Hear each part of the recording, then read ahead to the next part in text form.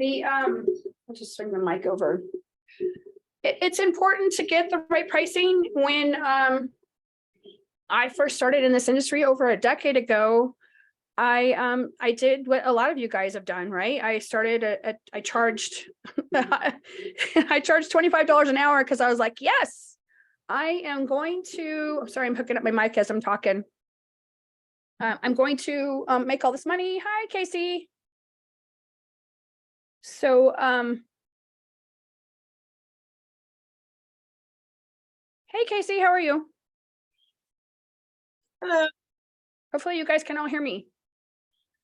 Diana already hopped on here, and we'll kind of get started on some things. And then what will happen at the end is it'll populate, and after it's done, I'll download it, and then I'll send it into file to you through WeTransfer. And then you can upload it to your Facebook page. I don't think I'm allowed to post a video. I don't know what your restrictions are for your group.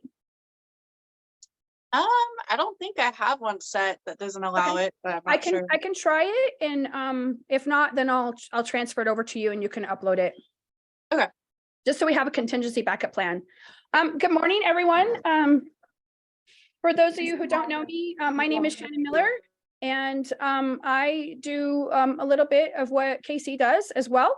And she's been nice enough to let me talk to you about pricing. And there's a lot of reasons why I'm doing what I'm doing. I had a 7-figure cleaning business for over a decade that I sold in 2019, right before my brother passed away. I had a younger brother who had early onset Parkinson's.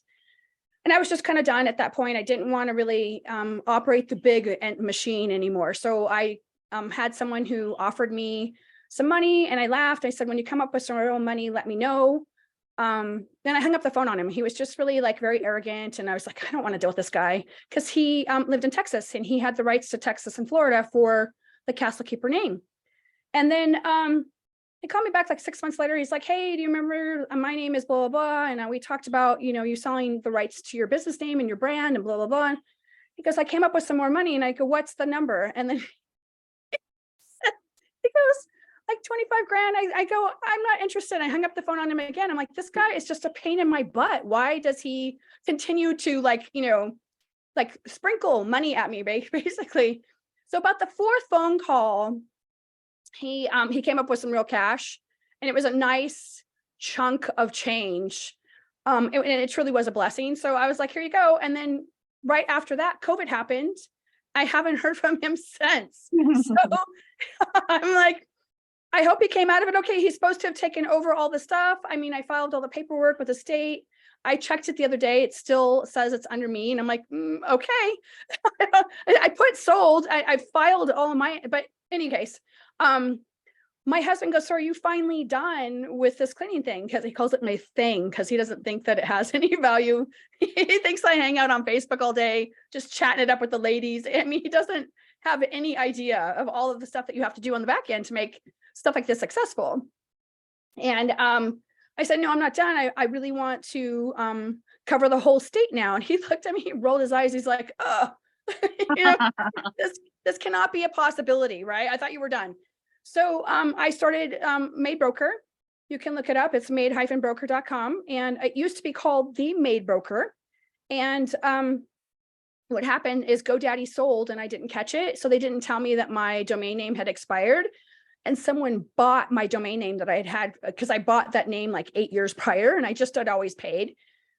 Well, he wanted to sell it back to me. It's like $5 grand. I was like, I'm not gonna buy this name that's mine for $5 grand. So I was like, screw this. So that's how it's Made-Broker. And so we actually cover the whole state of Arizona instead of just my area, because I live up in Prescott. I don't know if you guys have ever heard of Prescott, Arizona.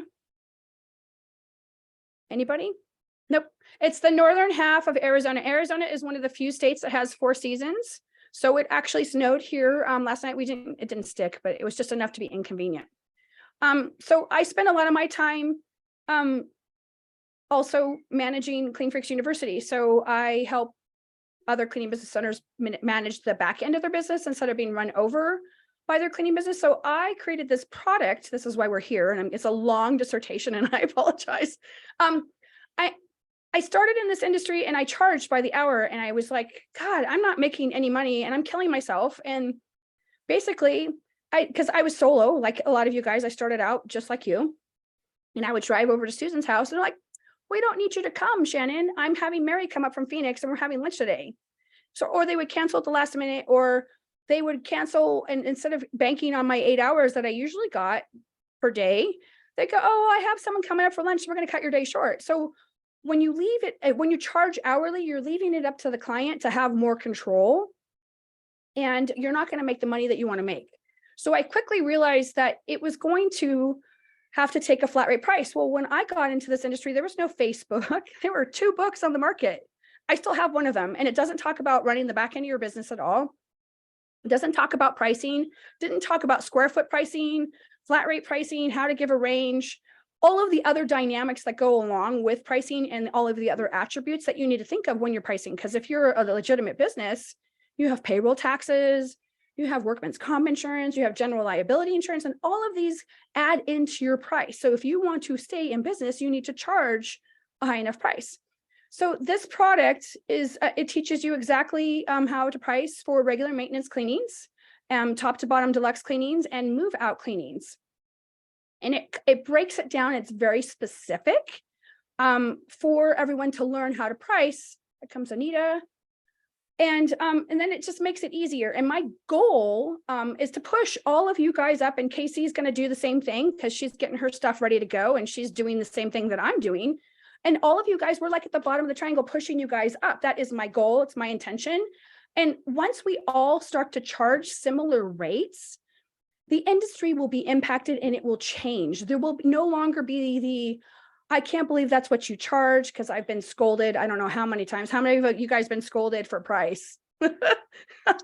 I've been scolded for price. I actually had someone yesterday who was upset with me because I didn't want to go view her property, and she just told me that she had gotten 5 other bids.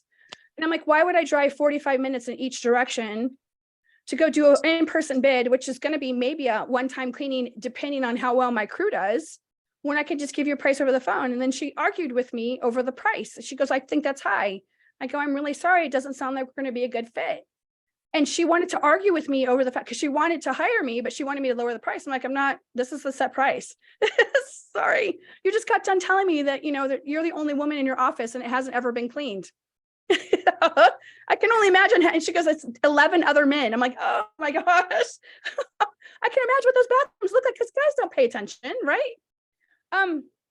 So I'm here today to answer any pricing questions that you may have. I know, Casey, you watched the video and took the mini course. What did you think of it? Yeah, it's pretty similar to everything that I say, you know, charge flat rate, figure out, you know, what you want to make per hour and base, you know, your pricing around that. Definitely. And I think knowing what the national average is really important. And it's right about $60 to $65 an hour right now and I consider us middle America, even though we're not in Arizona. And then on the coast, it really is about 95 to 110 per hour per person. So if you're not billing in that, then you're shaving away at your profits. So you don't want to shave away at your profit. It's really hard to earn money right now. It's very complicated to run a business, a legitimate business, and keep that profit going. That's why, you know, last year I encouraged everyone to give 3 price increases. We might have to do the same thing this year. Prior to that, we gave a price increase automatically at the end of the year. I didn't have to ask any of my clients. We just bump them up every year. But if you're new and you've never done a price increase, you want to do them in segments, right? That way, if they jump, you're not without income, right? There's nothing worse than talking to a cleaning business owner and all of their clients jumped because they gave out the letters all at once. And now they have no income and they're starting from scratch. And it's like panic, right? You start to panic because you don't have your income coming in, especially if you're having, you know, 5 or 6 grand a week come in, or you're having $20,000 weeks. You don't want all those guys jumping all at once. You got to do it in segments. The first time you do a price increase should be done in person, if at all possible. And the reason for that is because people don't like to have confrontation. Even though you're not being confrontational, they don't want to have to tell you no to your face. So it's easy. How many times we reference the phone, right? It's easier to send someone a text message. It's totally passive aggressive and there's no like emotion attached to it, right? But if someone has to tell you, no, your price is too high, I can't afford you anymore, they get all squirmy and they're like, oh my God, I don't know what to say to this girl. She wants more money. So these are things to consider when you are doing a price increase. So you should have done 3 price increases last year. And if you haven't, or if you've never given one, there's a step-by-step process. And that also comes in the course. It is called the price increase boot camp. So that's also included in the price, I can't even talk. The pricing blueprint masterclass is what I'm trying to articulate. And clearly I have not had enough coffee. So I wanted to give you guys an opportunity to ask me any pricing questions that you may have for maybe a regular maintenance cleaning. Jeannie, did you have a question? No, ma'am. Okay, so no one has any pricing questions at all? I actually do. So I'm so sorry. Hi, good morning. An actual human, all right. I know. I was like, oh my gosh, I should turn on my camera. So I'm new to the business and Okay. I've been cleaning for quite some time, just new to like owning my own. And Well, I'm not congratulations. sure- Welcome to the 23rd trade. Thank you. I'm not sure how to like go about, I guess giving somebody a quote. Like so I'm in Utah, I go and people are always like, that's way too high. Like we Mhm. want to only pay this much. And I'm like, I'm sorry, I won't clean for that much. There is this person, and if you look throughout society, even on television, there was a sitcom that was really popular. It was about the premise behind the story. I don't even know if it was a true story. It was about this maid person who was a housekeeper and she was mistreated, and she kind of tells her story about Mhm. why she was house cleaning and how she didn't make any money and she got all this debt. When in actuality, if you do it the right way, when I was out cleaning, I made $158K a year after I figured out everything and processed it. Cause I only worked 5 days a week and I cleaned 3 houses a day. Oh, But you're goaling yourself for, depending on if you want to work 3 or 5 days, it's either going to be $400 or $600 roughly, give or take a day, is your goal to achieve that financial freedom, right? Mine was a little higher because I made more and I charged top dollar. So giving a quote when you walk through, I highly recommend that when you're new, that you do them in person. Are you doing in-person bidding? yes. Hmm. Okay, so you're showing up in your uniform, you're cleaning press, you got your clipboard in your hand, you're on time, and you knock on the door, knock, knock, knock. It's Mrs. Smith. So when you walk into the house, you're introducing yourself. So it can only go 2 ways. Some of them will either want to walk through with you because they're afraid you're going to touch one of their items. And Yeah. others are like, go ahead and have a look and come back and tell me. So are you having any of those experiences? So most of the clients do walk with me, and I Okay. do ask them, just tell me what you're kind of looking for, what you're needing, or what you feel you need. And then I'll offer suggestions. Like it looks like you would need this done. And like by the end, it sounds great. And then I'll always tell them like, I'll get back to you with a quote later. So I'm not ever giving them a quote on the spot, because I like want to go home and think about it. Okay, well, and this takes practice. So when you're giving a quote, I always, because I'm doing this for over a decade. So Yeah. I will either walk through, and if I walk through with them, I have more of an advantage of closing it because they're watching me touch certain things. I'm looking at their house, but I'm not really talking about how dirty their house is. I'm like, I love that bronze. Where did you get that? And they'll say, oh my God, we won that at the state fair. It's a Bill Urich bronze piece. It's one of, 999. I'm talking about how beautiful their house is. I'm talking about their view. And while I'm doing that, they're watching me run my fingers on the blinds. I'm looking in the toilet. I'm doing all the things I'm doing to check, but I'm talking to them as I'm going along. Mhm. And then I'm giving them my, my welcome agreement, right? So, and that is, if you have W-2s, it's a little thicker. I have a thinner one that I use now for the business model that I have, but it's a 6-page document. And I usually print out 2, one for me, one for them, because I want to close the deal right then and there. So I'm giving them a price right then and there. So I've already figured out that, and if you don't know any speed cleaning methods and it's just you, I highly recommend that you look up Jeff Campbell. Oh yeah. He- Mhm. He's the godfather. He's retired now, but his claim to fame is that his crew, because he works in teams of 3, he's actually a pretty funny guy, can clean a whole house in San Francisco in 45 minutes. So his crew of 3 would go around and clean 9 or 10 homes every day. Well, when Yeah. you do the math, even if you're paying your crew $35 an hour, you're making some money, right? Because that's a different business model. But it took 6 months to 9 months, almost a year, before the crew could work efficiently enough for him to, relish his hard work, right? Yeah. But so you have to kind of quickly figure out how much each room is going to take you. So we know that master baths, depending on if they pick up before you come and clean up, is going to take you about 20 to 30 minutes, right? Mm-hmm. So that we know kitchens are probably about 30 minutes. We know if it's 2 bedrooms or 3 bedrooms, those are going to be 15 minutes each. Yeah. So roughly you're kind of adding up that time really fast, and you're not showing them your clipboard, but you're just kind of adding up how many rooms it is. You got the foyer, that's 15 minutes. You got a formal dining room, that's going to be 15 minutes. And then you add up your time of what you think it's going to be. So we got 30, 1, 2, 3, 4. So we have 2.5 hours hypothetically with speed cleaning method. So we know that if you were to go by, we'll just do easy math, right? Because I cannot add when I'm ever on a call or Zoom. I don't know why. I have to get out my phone. I'm like, oh. So, it's going to be 2.5 hours, right? Yeah. So if you build at $50 an hour, so that's going to be $1.50, right? Yeah. But you're also going to give them a range. So you're going to go $1.50 to $1.60 to $1.75. And you always want to throw in a weird number, because then they're going to try to figure out your math. Right? Because if they figure out your math, then they're going to scold you and say, I was a nurse and I never made $50 an hour. You know what I mean? So that's why you always want to throw in the weird number at the end. And then that way, when you go to price your home that's for biweekly, it's actually higher than that, but we just use the low number for easy math because I cannot do it. Yeah.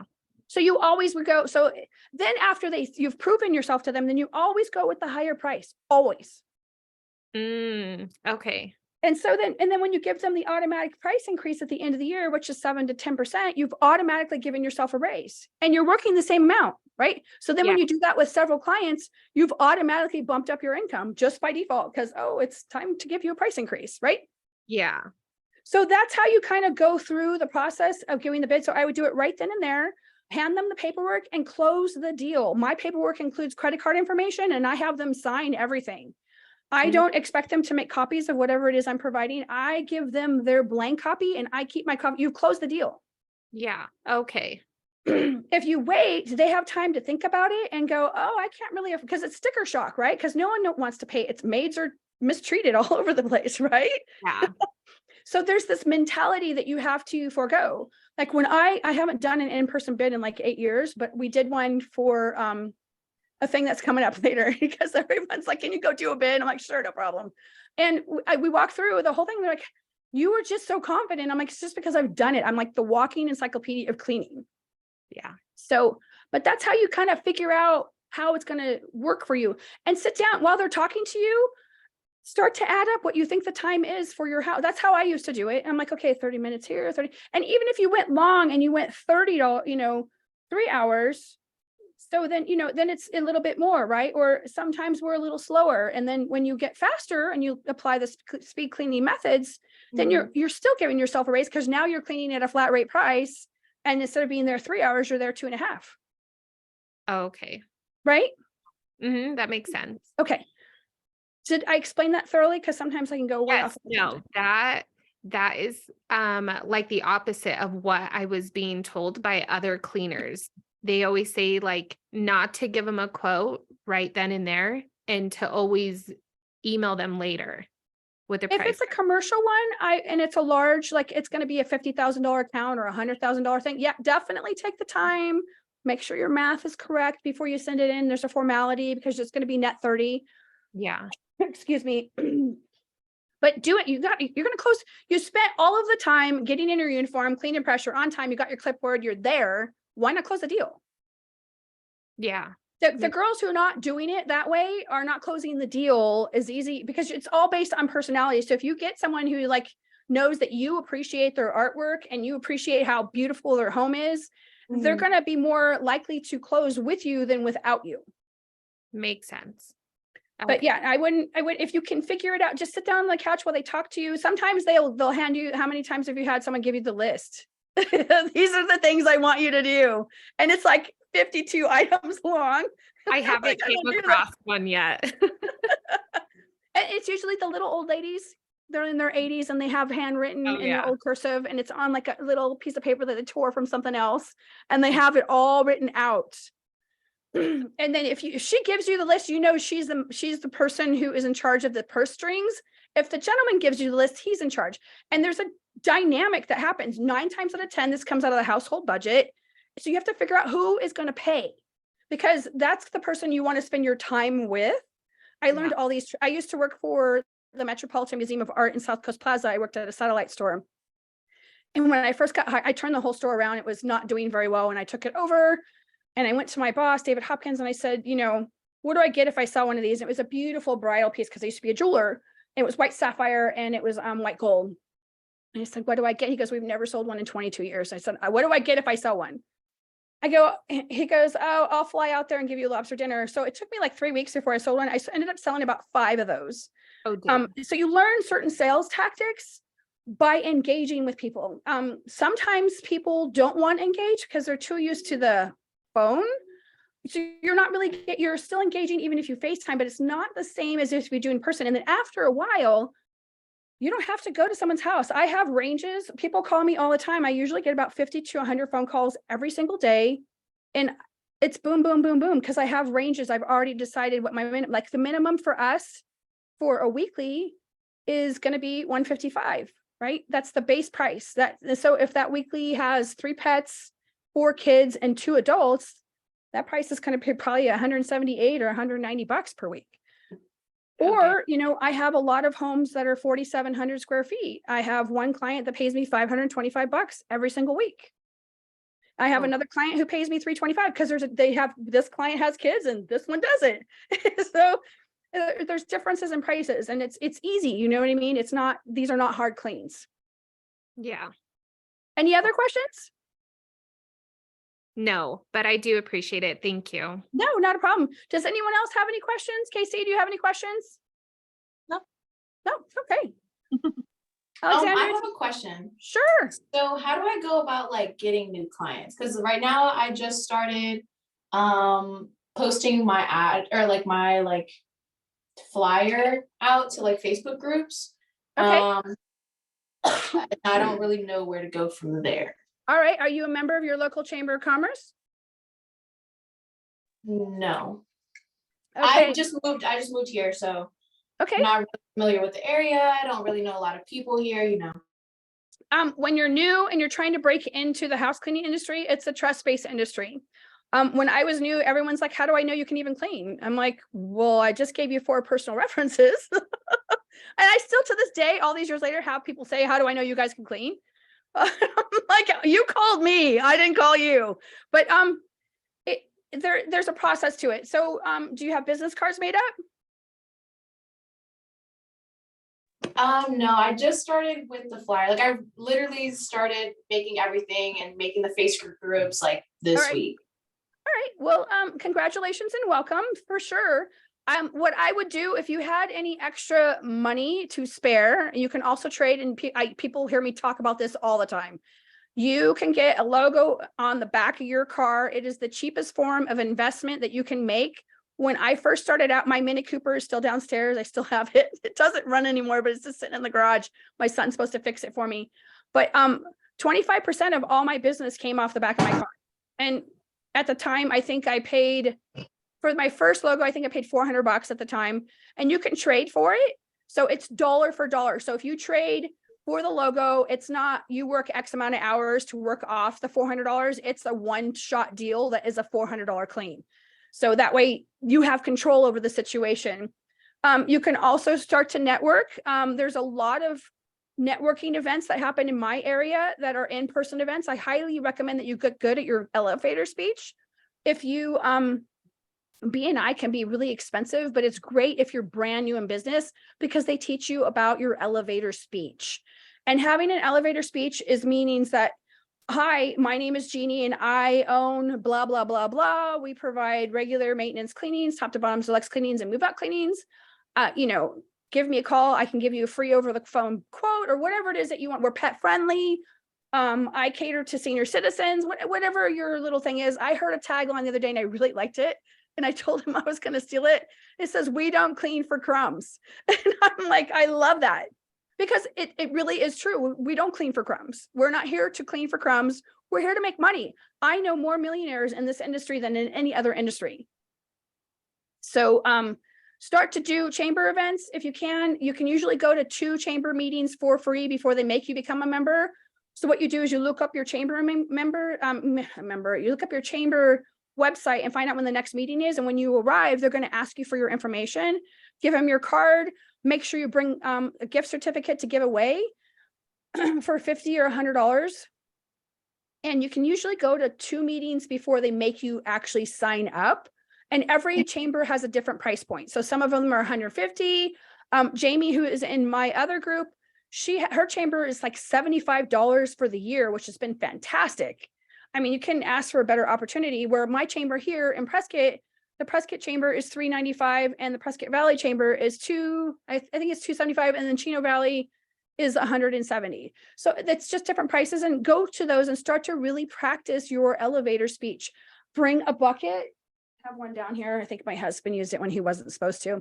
I have a marketing bucket that I bring with me to events. And it has a logo on there and it says Maid Broker. And I used to bring my feather duster, but I lost too many of them. And I hand out business cards and they go, "Oh, are you here to clean?" I'm like, "Yeah, I'm here to clean. I'm here to clean up." But these are things that you can do. And then footwork also helps, hitting businesses when you're slow, giving out your flyers in person. When you get really good and you have extra income, you can hit real estate offices, bring them donuts once you establish a relationship. Everybody likes donuts on a Friday, right? So these are all things that you can do to help advertise yourself out. Make sure you have a Facebook page, and I would eventually get a website. I hope that helps, Miss Jenny. It did. Thank you so much. Does anybody else have any questions?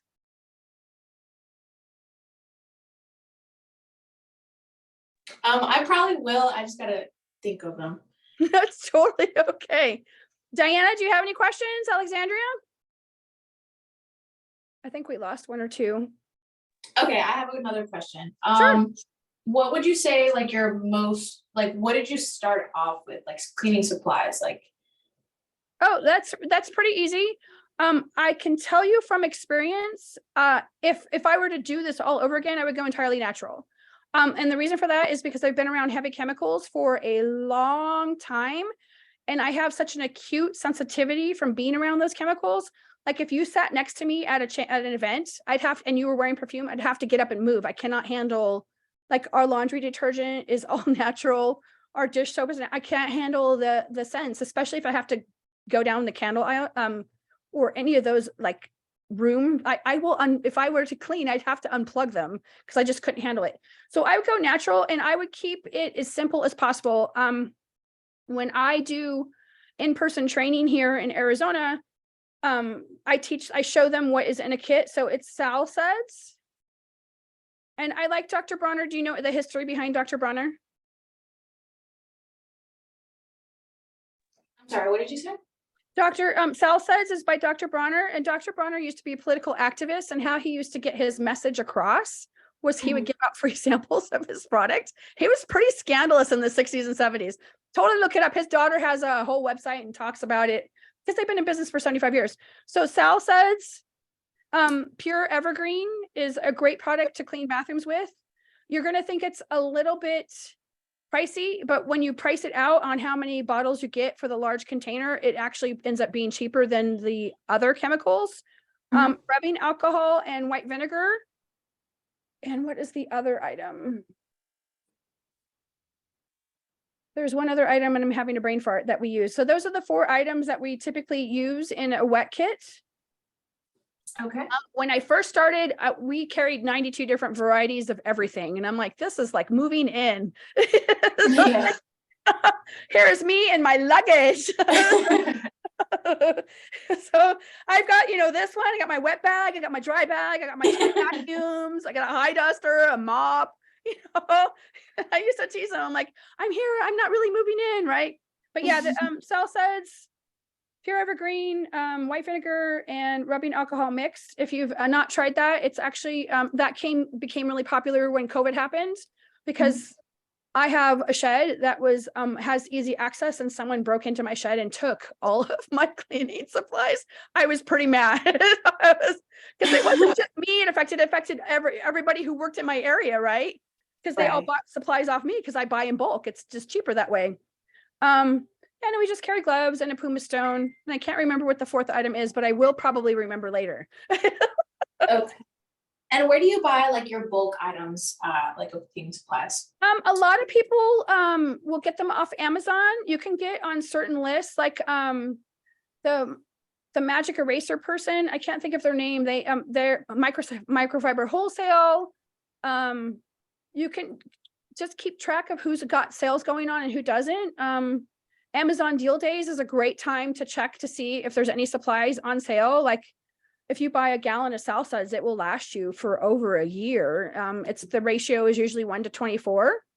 Mhm. And you can use that as a multi-purpose spray. You can use it to clean floors, just like with pure evergreen. It just depends on what the dynamic is that needs to be cleaned to remove the soil. Okay. But So yeah, you said I used to on actually Deal go to the Days- dollar store. Yeah, see, like, so when I started off, like, so my mom has like her own little cleaning business, whatever, but she's self-employed, so I've just been picking up like some of her clients back at home versus, like just getting myself in there. But the first house I did, most of my cleaning products were basically from like the dollar store. That's what I did. Yeah, and I mean, it worked out fine. They were happy with the results, so I was good. But I definitely wanted to know, like, where I can get like a bulk of good supplies to like It's- save money and stuff. It's changed a lot. I used to spend about $2,500 a year just buying stainless steel polish. And one day I had had enough. And then I looked up the SDS sheet and I'm like, this is toxic. I'm like, I can't believe we're all touching this with bare hands, right? And then if you use a combo of sal suds, so if you spread on sal suds really quick, and then you don't wipe it off, then you spray in rubbing alcohol and white vinegar. It's 50-50. And then you wipe, it will buff it clean. So that was $2,500 I saved right there, right? Just learning how to use all the tips and tricks, like, and then they, the cleaning tech would be like, oh, I'm out of my stainless steel polish. Well, it was $5.80 a can at the time. I'm like, where's your can? What had happened is the homeowner, they left it at the home, and the homeowner's like, yeah, I just got the stainless steel polish, right? So I used to, when I had W-2s, I would you have to give me the can to get another can, or you have to pay for a new one. But I would just try to use the minimal amount of chemicals to limit your exposure. It's really important. When you go to the dollar store, you're exposing yourself to stuff that is not good for your skin to inhale. It's hard on your kidneys and your liver, and you really don't want to expose yourself to it. It's, we already are exposing it because we're inadvertently sometimes inhaling things. Like nobody knows to rinse with cold water versus hot water, right? Do you know the reason for that? No.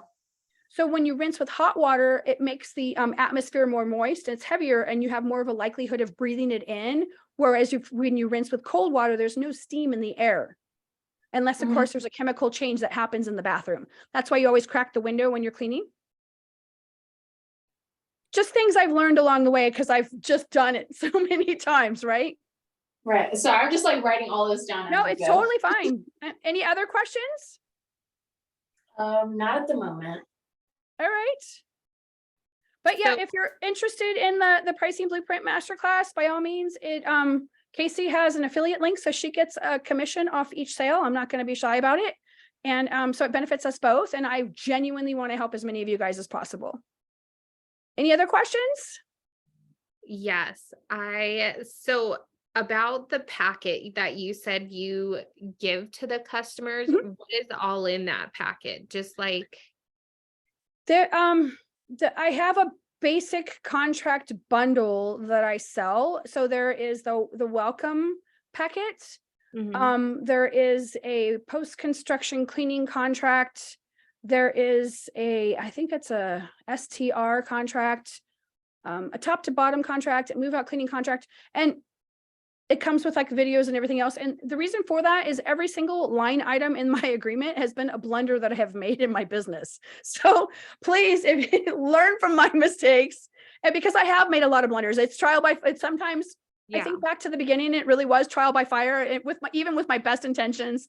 Now, every time someone comes over to me, they're like, this is the smoothest running cleaning company. I'm like, yeah, I spent years making this great for you. But that's what's in there. So there's like with the welcome thing, the paperwork basically says welcome. This is what our cancellation policy is. This is what our code of conduct policy is. This is what our show up fee is. How many times have we showed up to a door and had it slammed in our face? Or you go to a move out cleaning and the homeowner hasn't even packed, or there's no water or electricity, right? And so you're trying to figure out, how, because you want your crew is standing there wasting, dollars because you're paying them, right? So you got to figure out what to do. So we actually have a built-in fee.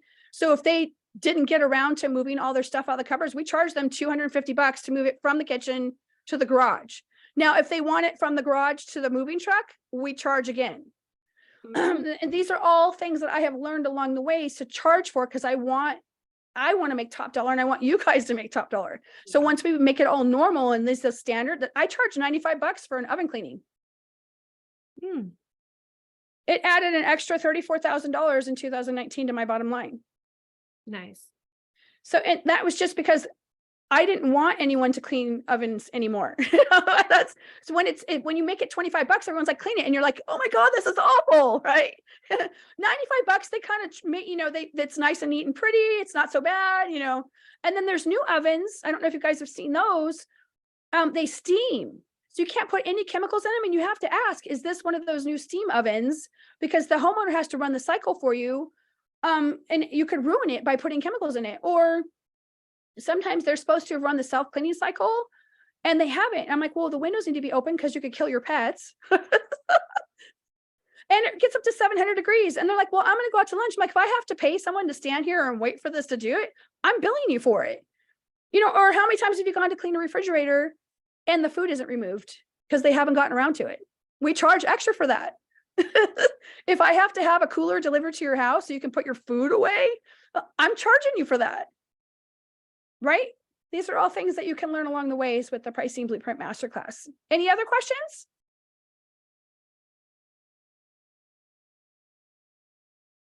All right.